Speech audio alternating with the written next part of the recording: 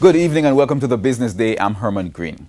Energy Minister Dr. Andrew Wheatley says the government is considering increasing the amount of ethanol mix in gasoline. Currently, 10% of gasoline in Jamaica is made up of ethanol. Dr. Wheatley says no decision has been made as yet about how much to increase it to. We have seen in a number of other jurisdictions where they have incorporated 15% ethanol in their energy, in their gasoline mix. That, I believe, will also contribute to a reduction in our carbon footprint as well, while at the same time does not interfere with the overall performance of the motor vehicle. He was speaking on Wednesday evening at the launch of Total's new fuel, Total Excellium. The fuel has been introduced in its gasoline and low sulfur diesel.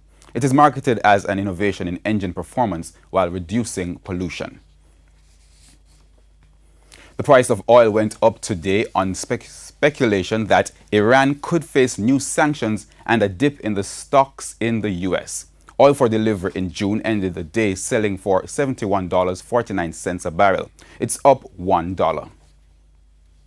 Currency trading ended today with the U.S. dollar selling for $126.69. The Canadian dollar went for $98.82, while the pound sterling traded for $169.93. The euro, that's going for $148.78.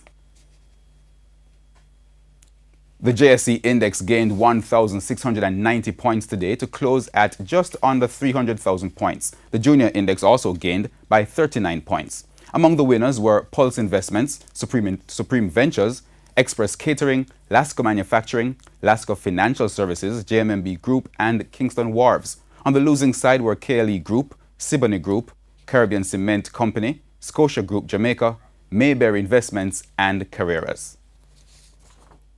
And that's the Business Day. I'm Herman Green. Good evening.